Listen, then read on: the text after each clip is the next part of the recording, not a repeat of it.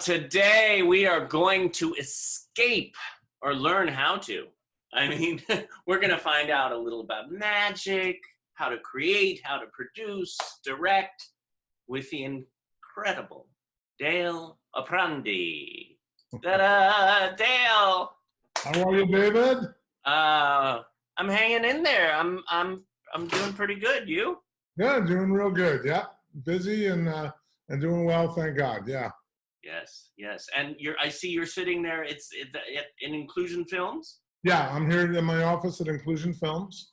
Very nice. And yep, we're doing, of course, our school right now is all on Zoom due to the pandemic that we're under right now. So I've got my art teacher, my scenic art teacher, doing an art direction class right now. So that way I can come and talk with you guys. And anyway, but things are going well on Zoom. They're still getting educated on Zoom, which is great. Thank God we had that, right? So. Oh my gosh, yeah. If we didn't, so. Yeah, I guess we're all doing that. I mean, right, the week after we shut down, we right away, the next Monday, we said, okay, meeting, boom. And then a week later, we were up and running. So it's, I mean, I can't believe I've done 100 and probably almost 150 interviews. Wow, since the pandemic? Yes. That's crazy, David. Wow, that's great though, man. Crazy. Yeah, that's great. But you know what's crazy? It keeps me sane. Yeah, that's good, absolutely. I know, I'd go nuts imagine if we didn't have the Zoom classes. I mean, we'd have nothing going on. It would, yeah, definitely make you insane. Yeah. Well, we have 5 students today that are going to come on and learn from you, and I'm going to be throwing out questions too. And okay. And we'll just bring them on. Bring them on. Bring them on. Bring them on. There they are. Here we go. Yes, we got some wonderful. We have Natalie Oden, Ashley Anderson, Deanna Green, Nick Brode. Hi, Nick. Long Spot Record. Hey. Yes. All right, great bunch. Hi, everyone. Hi. Hi. Nice to see you. Nice to see you guys. You all doing well, I hope? Yeah. Okay, good. Nice to meet you. Nice to meet you guys as well. Yes, Dale's at Inclusion Films right now. Yes, I'm in my office here at Inclusion Films, and which is run, of course, by my best friend, Joey Travolta. Yeah. And yes, Joey, you all know Joey, of course. Yeah. So I run Inclusion Films here in Bakersfield, and we're actually have our Zoom classes going on right now. In the other room, we have my art direction teacher teaching art direction right now. Yeah. So they're on a project, and yeah. So thank God we're still able. I was telling David earlier, we're able to still educate everyone via Zoom, the film arts. So it's wonderful to be able to keep the school going during this pandemic. Well, and it's thanks to Inclusion Films.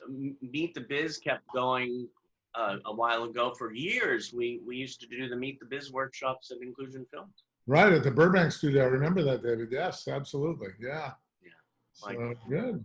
Well, you do so many things. You're a producer, a director. You've been an actor, a stuntman, a magician. Do you have a favorite?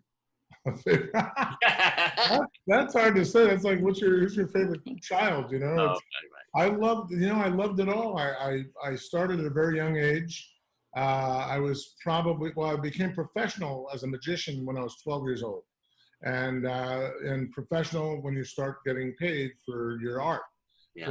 And so I started getting paid doing shows, and then got an agent when I was about 13, and booked me on larger scale projects and such.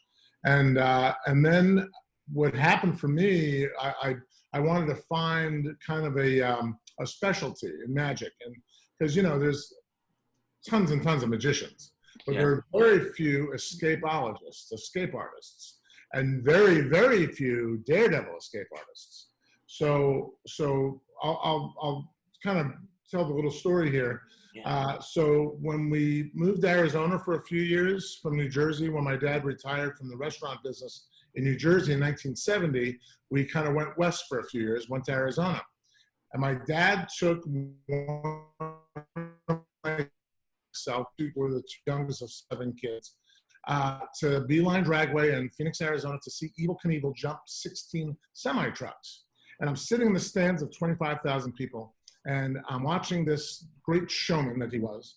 And I said to myself, that's what I got to do.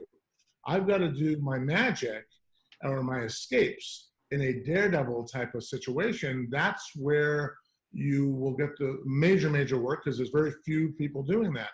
And so sure enough, about 5 years to the day, pretty much to the day, I was performing at Beeline Dragway, the same place for 25,000 people that I saw Evel Knievel 5 years before that perform. So my dream kind of came true. I was doing an escape from upside down from the helicopter, escaping from a straitjacket while the ropes holding me were on fire. And I had 2 minutes to get out before the ropes burned through. And that was my daredevil like that. And the Houdini water torture cell, where they place you in a tank of water upside down and you've got 2 minutes to get out. I could hold my breath for about 2 minutes, 10 seconds back then. And so that was that was my specialty, is daredevil escapes. Wow. Now you have to have, shall I say, you have to have balls to do something like that. I mean, that takes, oh my God. I'm going, okay, I'll stay at home. How were you born with that, that energy? Yeah, I had a lot of energy. I wasn't afraid of anything really. And I had a cousin who was a stunt woman, and my cousin became the first female stunt coordinator in both film and television. She broke the ice for women in the business. So I always admired her, and she was fearless. So I kind of always was fearless. I'd hop on a motorcycle. As a kid, I remember, didn't really know how to ride a motorcycle, but I got on a dirt bike and just started racing around and riding. So I was never really afraid of trying things. And I'm lucky to be alive because of that, because when I look back, I think, man, sometimes I took risks that were a little uncalculated. But as I became a professional in the business, I became a Houdini historian. I became very, I made sure that it was calculated. All my risks and all my stunts were calculated. Yeah. And I had to make sure I was going to be able to, to be alive, to have a family someday, which was important to me. And then once I did have a family, then I slowly retired from the daredevil aspect of the business and started directing and managing other daredevils and directing shows, magic shows and such. Right. I'll get a question from one of our wonderful actors, performers here, Nick. Hi, Nick. Hi. Can you tell me a little more about your stunt work? Yeah. So my stunt work, most of it was from hanging upside down from a crane, and very seldom from the helicopter, because that was a much more expensive task. So they would put me in a straitjacket, which was, so if I don't know if some of you know what a straitjacket is, I'll explain it. It's a device whereby they use it generally for the criminally insane, and very few states actually are still using them, because they're very confined, they're very tight position. But if someone was criminally insane, they would put them in this canvas jacket with leather straps. In fact, I wore it in the last big show. Remember when I was in prison, I was in a straitjacket on stage. Oh, so they saw the show, then you had a straitjacket? Okay. Yeah, well, everybody performed in it, and so it was. Oh, perfect. I happened to be the insane one. Ah, okay, so you know what that is then. And they would put me in the straitjacket, and they would buckle my ankles and to ropes, and they would light the ropes on fire, and they were real ropes. They didn't have metal cords inside them or anything. And they would take me up in the air. I went as high as 250 feet was the highest height I went, and I had to escape up in the aerial and that usually about 2 to 2.5 minutes to get out before the ropes would burn through. But I was very quick, and I was known as one of the fastest escape artists in the world for a time. I was also the youngest in the world at one time. And then I was the first ever, to this day, from what we know for sure, I believe to this day, hasn't been checked out in years. So that to escape from 4 straitjackets Generally, from what we know, no one's ever done that before. But I did it one time. Wore 4 a straight jackets once. jacket, just boom, boom, boom. Yeah, so they would put one jacket on me, then they put another one over that, another one over that, another one over that, another one over that. So you're in a real confined, very tight position where really nothing can move in your body at all. And it's a very it's a very tough deal. It's when you get out of 4 straight jackets, especially, it's a very hot, very tight position to be in. But I was in very good shape in those days. I had to treat myself like an athlete. I had to go to the gym every day. I had to stay in good shape because you are an athlete in that business. If you stop, then your chances of not getting out are very, very high. What would you suggest to somebody who wanted to start a career as a stunt man or woman? You really, first of all, become fit. That's important. I was like I said, I was very fit back then. That's important. And being agile is important. If you really want to do stunts too, I would suggest taking acrobatics because there's a lot of things you need to do in the stunt end of the business. My cousin, she was here right now. She would tell you that she did a lot of that. And in her end of the business, because she was very famous for motorcycles and also horses. She did a lot of Westerns with John Wayne. She actually was a stunt woman for Anne Margaret and all the John Wayne movies with Anne Margaret. She was her stunt double. So yeah, she would break her horse. They call it breaking your horse in the morning. And her and John Wayne would ride out on the desert early in the morning before the crew got there to break the horses in for the day. And she just loved John. John Wayne loved her. And he told my uncle Gino, who's a location manager for 20th Century Fox for years, I never seen a girl break a horse like your daughter in my life. He couldn't believe for a woman that she could do all these things, but she could stand on a horse while it was trotting. She would jump a horse. She jumped a horse over 2 cliffs in a TV commercial years ago that was aired for years. And she was the first woman actually the first person to take a motorcycle and glide it under a moving tractor trailer truck in a scene in the film. And so she was incredible. So it's it's taking a little bit, finding your specialty and then going with it. So if you want to be a stunt person, find what you're really good at and what your body can take and what you can, do to learn. A lot of times it's acrobatics can help you jump out of cars, fall out of cars, roll, especially if you have to jump off a cliff and roll, tuck and roll, all of that stuff. Not being afraid of heights is important. So getting over that fear too is important. So that's a good suggestion for someone on the stunts. Yeah. Right. Now you said heights, and I thought of Mel Brooks. High anxiety. Yes, that's right. Ashley Anderson. Hello. Hi. Hi, Ashley. Hi. Hi, how are you? Good. Good. And you have a question today for Dale. Yeah, what's your question, Ashley? What is your most stunt? Say that one more time. What is your Most dangerous stunt? Yeah. Most dangerous stunt? Okay. Probably the upside down aerial stunt. The water torture cell was pretty dangerous as well because you're upside down in a tank of water and you locked in on the top. Your ankles are locked in these shackles, and you also have various pairs of handcuffs on as well. And that, when you're in an underwater situation where you can't breathe, that's tough, especially if you go and you're having trouble with the handcuffs. You got to get out of the handcuffs before you get to the rest of everything else to get out. So there were a couple of times that it was a close call. Underwater stuff. So I would say the underwater stuff I did. I also did straight jackets underwater and all. And when you're in that position where you're also confined, but you're also in in a whole different atmosphere, so to speak, because that makes it a little more dangerous. At least when you're upside down, you're up in the air, you can still breathe. Ugh. But when you're underwater, it's a whole different world. And So I the would say the head, underwater stuff is probably dangerous. and all that blood rushes to your head. Yes, that happens.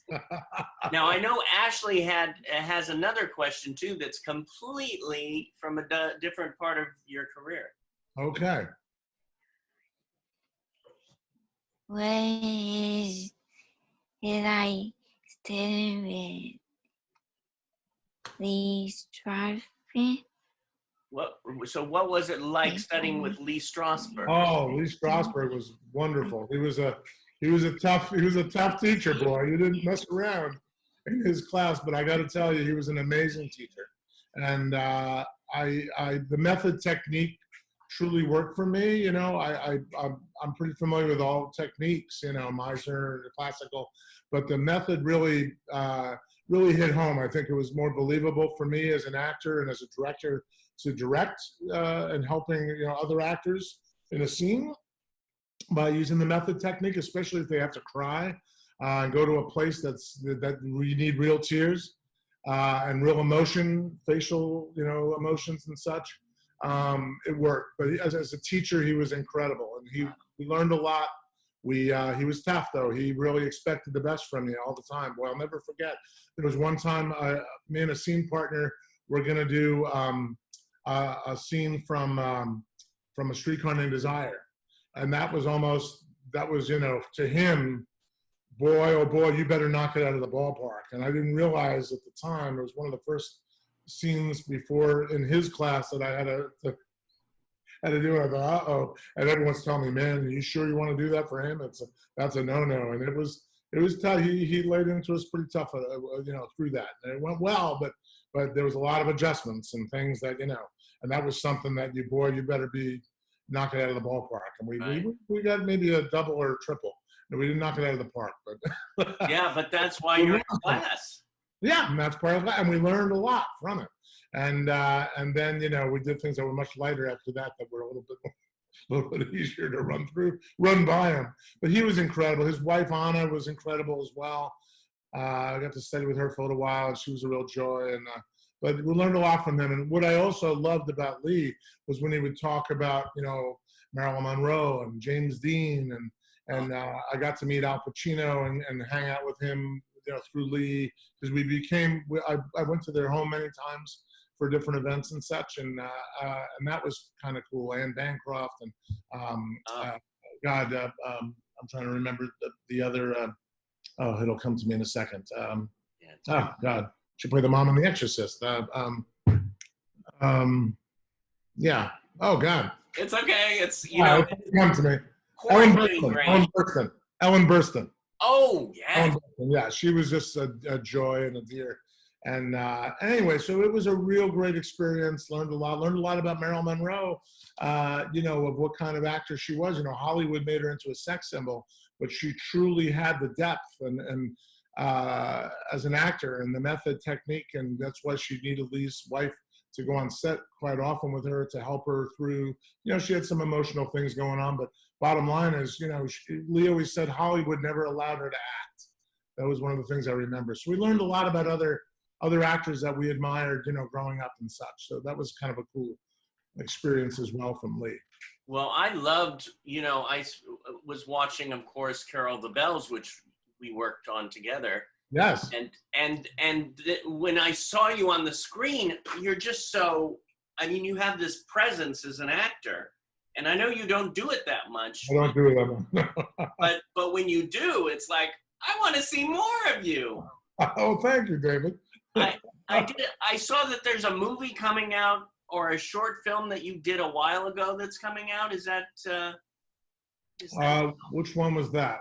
Do you remember the name? Oh my God! You know, and I thought I wrote it down here, and Uh-huh. I'll bring it up in a minute or two. But Okay. it looks like I can't wait to see this film that you did.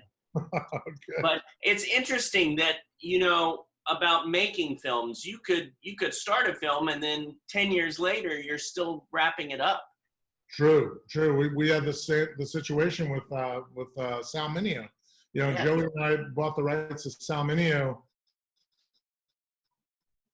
my God, it's oh boy, I want to say 20 some years now. Right. And we had one draft, a very high budgeted draft, if you will, and then we went back and did another draft, and I brought John Benjamin Martin. I don't know if you know, you probably met John, a friend of ours that's a writer, and we brought him in to make it more of a streamlined script, low budget and so forth. And it's been a long process. It's a long process. Ralph Macchio, we're going to have him play Salminio at the first time around when we were thinking of doing it way back when we first bought the rights to his Oh life. my God, he would have been great at that time. He would have, yeah. He really wanted to do it, and it was funny because when we were sitting with Ralph and talking about the project and such, and he said, when I worked for Francis Coppola on The Outsiders, he says, when I came out of the trailer with my makeup and my hair slicked back, the first thing Francis Ford Coppola said to me was, "Oh my God, you look like Salminio, kid." So I said, well, that's ironic. Here we're doing this. And at that time, we were hoping to do the project within that year, of the first, that first year that we got the rights and all. But yeah, sometimes these projects can sit on a shelf for a long time. I still have the rights. I still want to do it at some point. Ralph is too old now to do it, but bottom line is there's still, you still believe in a project and, make it happen at some point. So now after Carol the Bells, we got another project we want to do here soon. And then maybe, down the road, we can still get back to that. So never give up, Right. De'Aaron. De'Aaron. Yes, I have a question. Hi, De'Aaron.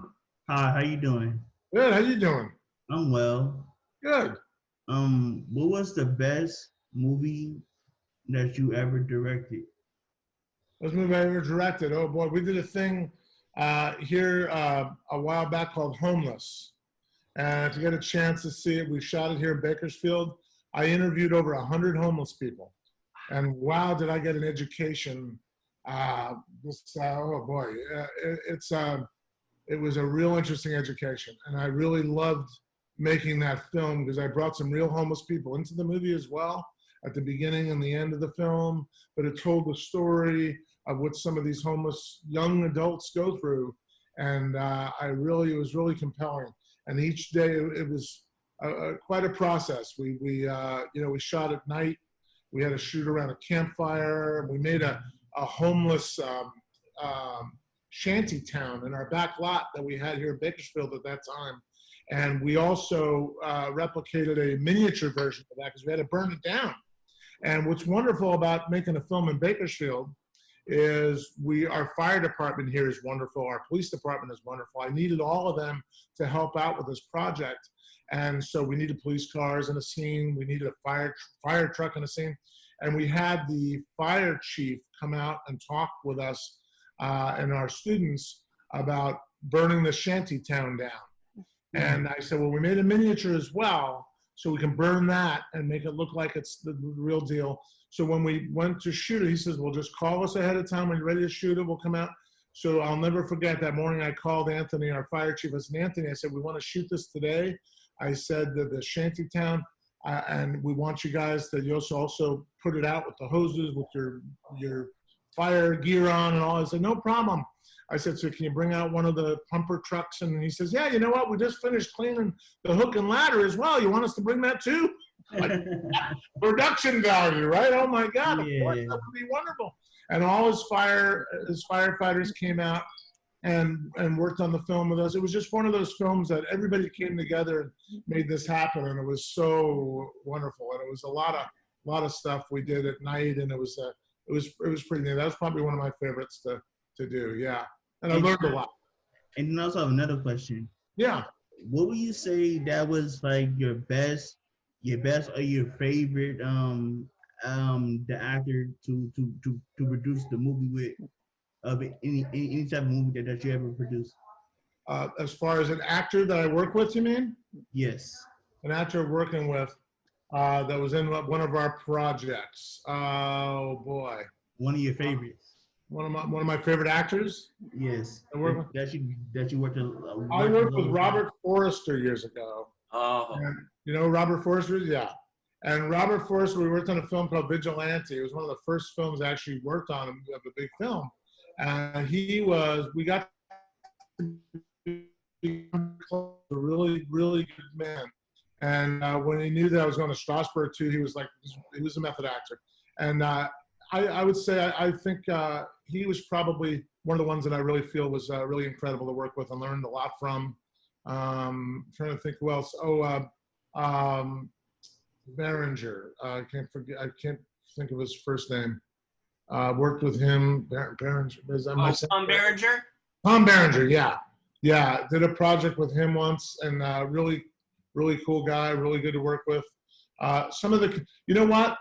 Some of the magic shows I directed and scenes segments that I directed, Kenny Rogers, for instance. Yes. He, and I got to meet Garth Brooks on the first Kenny Rogers Christmas special. Yeah. And Garth Brooks wasn't even that famous yet. Oh, he was. I shouldn't say he was.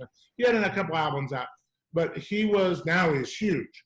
But him and all the country western people, stars that I work with, and I work with a lot of them. Kenny Rogers and Garth Brooks were two of the most down-to-earth, nicest guys in the world. That out of everybody, I would say they were probably the best ever to work with. And Kenny Rogers, when we were done with the project, took us out to the steakhouse one night in Branson, Missouri, where we were shooting, and it was the best filet mignon I ever had in my life until I went to a place called Jocko's up in Santa Maria, which beat that one. But he just a gracious guy, give you a shirt off the back type of guy. And I would say, and David Allen Coe, Mickey Gilley, worked with those guys, Nicolette Larson, who is no longer with us, unfortunately. But all those country western people, just so down to earth, just incredible. Yeah. So great questions. Great questions there. How about Natalie Oden? Hello. Hi, Natalie. How are you? Good. How long have you worked for Inclusion Films? So Inclusion Films, oh boy, I'm going on 12 years now total. And it's funny because Joey, started this whole project doing film camps.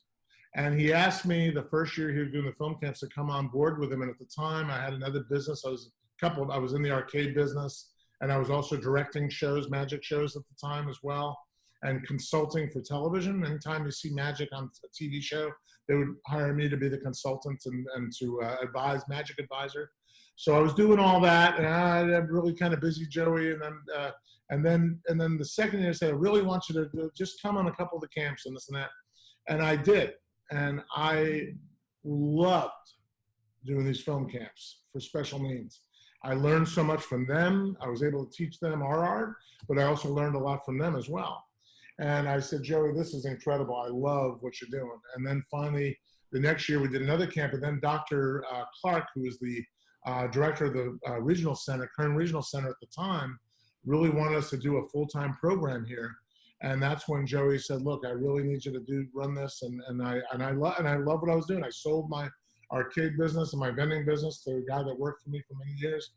And then I just got on the saddle and said, okay, let's do it. Let's take the ride into the sunset. I love this. I love our community. I love, teaching them. I love the fact that we're getting them work in the business now. That's going to be his legacy, certainly. And of us, getting everyone work, getting them out in the workplace. And it's become a real love, a true love. And so it's been a good 12 years now, and I'm really happy. It's been a wonderful thing in my life, and the latter years of my life to take this. And I could never see retiring, and neither could Joey, because we love what we do too much. So. Yeah. Any other stunts, out of all the stunts that you've done, what's your most favorite stunt to do? My most favorites, probably the aerial upside down. Not the underwater stuff. The underwater stuff, that was one that would really, the night before, would always make me really nervous. I couldn't sleep at night because you're underwater, and that was always one that really, it was put me on the edge a little bit. But yeah, probably the aerial, the upside down. I love heights, and it was not a problem for me and all that. And those I had ace down. When I was 14 years old, 15 years old, we used to practice in my buddy's yard in New Jersey. He had a big oak tree with a big branch that was about 50 feet off the ground. The branch, we would practice me hanging upside down from that branch for years. So, and that branch is still there.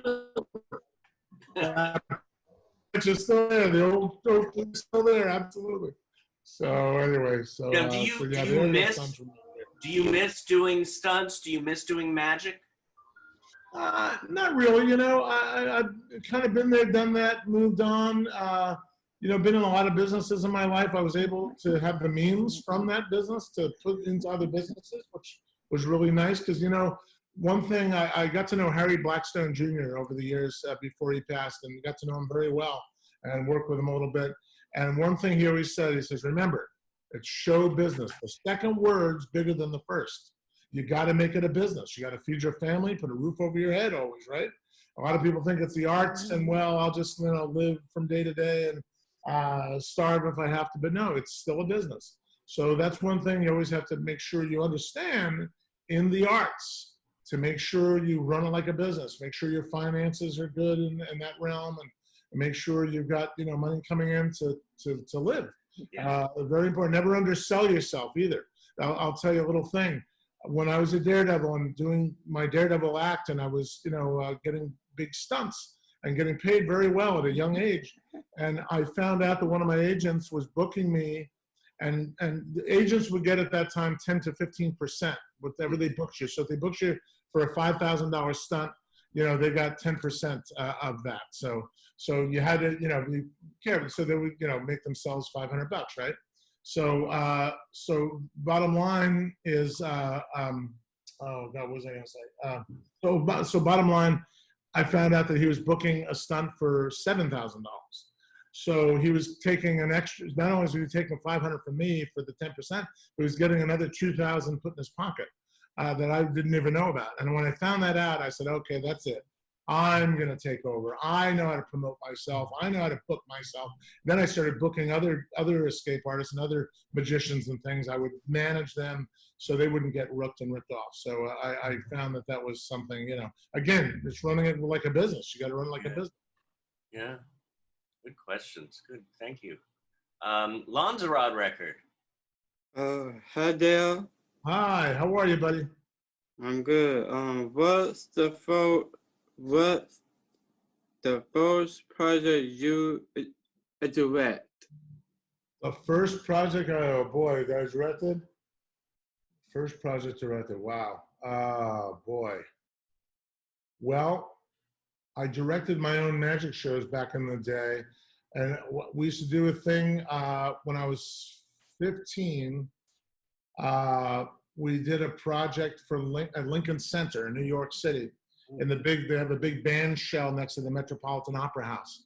And we had Con Edison, the power company, was our sponsor and it was through an organization called American Concern for Artistry and Craftsmen. And I had the show. They gave me the position of directing the shows. We directed my show and various other shows. And I was very young at the time. I was 15, and I said, okay, I can do this. And I did it, and it went well. So that was probably the first thing that I really, you know, directed. A lot was live shows.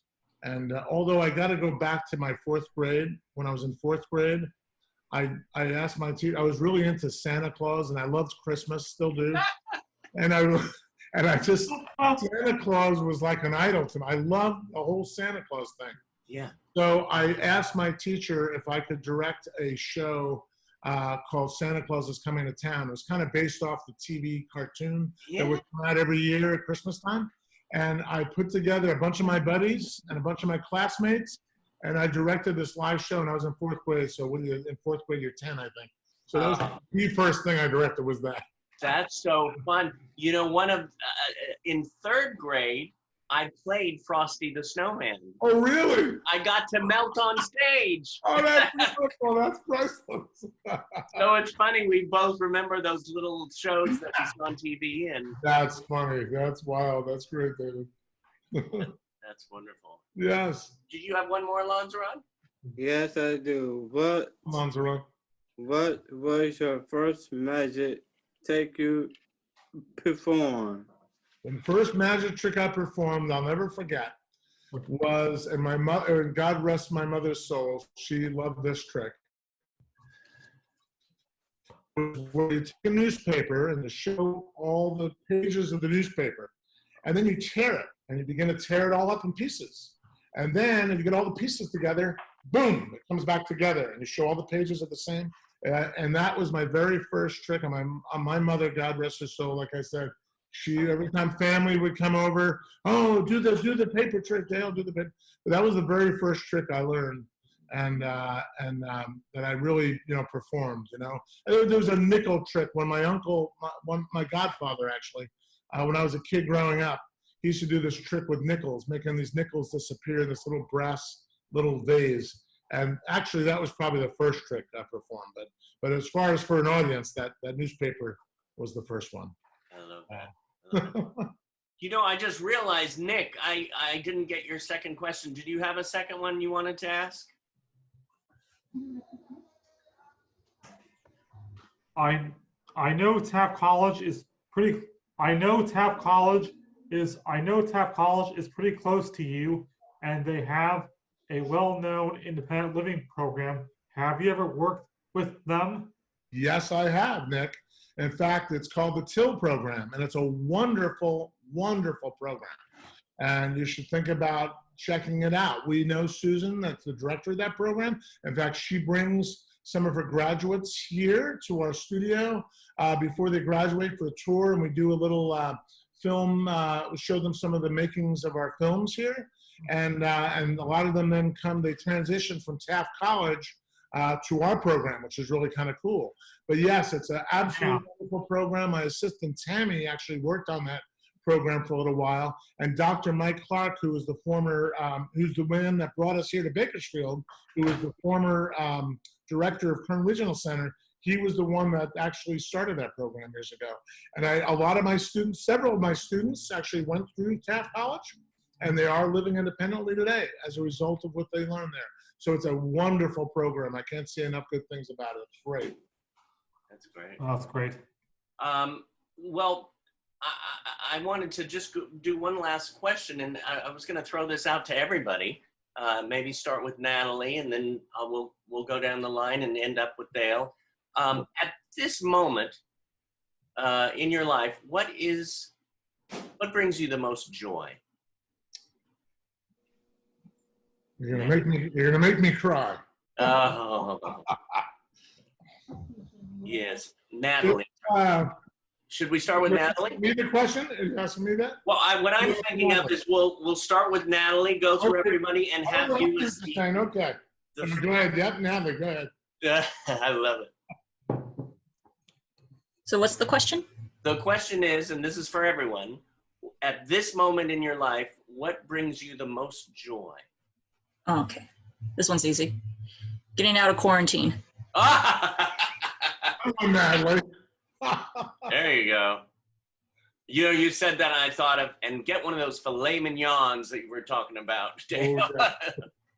Let's see. All right. How about Ashley? What is at this moment, what is your biggest joy?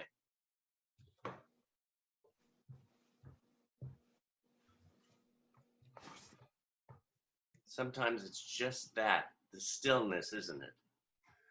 Quietness. It's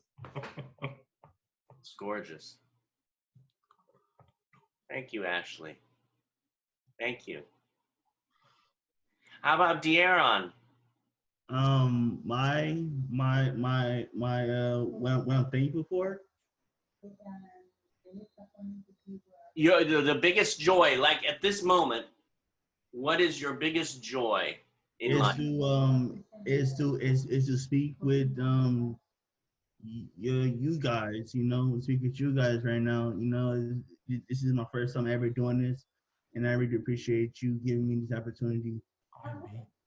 Well, our pleasure. And I tell you, that's you're so pinpointed. So far, everybody's so pinpointed because it's like being in the moment. You're so in the moment. You're right here, right now. Yes. How about Nick Broad? Singing. Nice, nice. Any particular song? All kinds of stuff. Love All kinds of stuff. it. Lanzarote, Yes, David. at this moment in your life, your biggest joy, the thing that brings you the most joy. Reading my Bible. And protect my family. And be safe. Wear mask all times. I guess it's my turn, huh? Before Dale. My Yes. biggest joy in the moment. I'm there with Kieran. My biggest joy at this moment is being here with everybody here.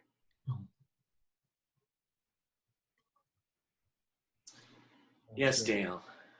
My biggest joy is seeing all you guys and teaching you something about our business. And if I can, teach you anything about the arts that we've been around our whole lives, and you can learn something from it, that's a big joy for me. That's my biggest joy at this moment, is being able to give you some of my knowledge is my biggest joy. And you guys and taking it, using it, that's my biggest joy at this moment. Thank you so much. Thank you for having me. Thank you everyone for being here. Oh, Natalie Thank you. and Ashley and Theron, thank you for joining us for the first time, and Nick and Lanzarote. It's beautiful. It's beautiful. And I tell you, everybody here is really an amazing performer, actor, singer, dancer, and model. So you never know what's coming up at an Inclusion Films next.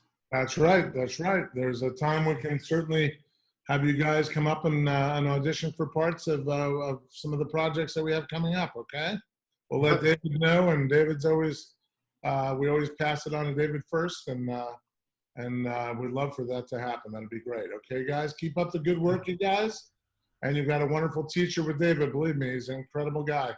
So learn all that you can, and we hope to see you all again. And stay safe. Okay. You Okay. as well. All right. Thank you. Thank you. Bye. Guys, bye, guys. Bye. Nice to meet you all. Bye, David. Thank you, David. Thank you. All right, bye-bye.